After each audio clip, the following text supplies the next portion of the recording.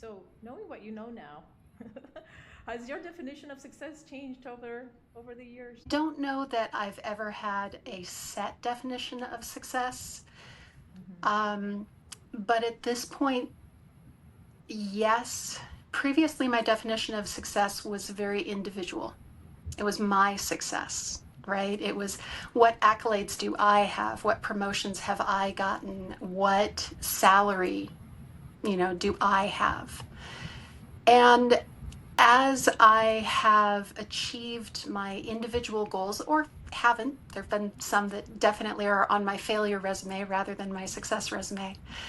Um, I've learned more and more to take joy and feel success in how people that I've mentored, either in a traditional sense or as a peer mentor, people that I've advised, people that I've supported, how they have succeeded.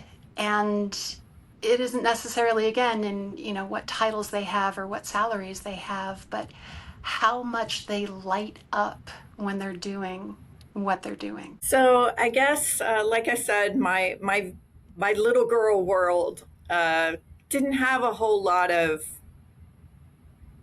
what I would consider, that shining star for what you would look at for success, other than, my grandfather owned his own business, he owned his own home, all those kind of things. It was like, that's what it looked like to have made it. I guess in a way, the traditional, it meant money, it meant, in my world, it meant, they say money can't buy happiness, but it sure can buy peace of mind, is what I say. It can buy a certain amount of safety, the idea that you have insurance and that you have, you don't have to worry about where you're going to live next year, or those kind of things. But so I guess from that point of view, there was always a level of, like your own home and your own space, and money to go on vacation, or whatever that was. And you know but I think I reached my own sort of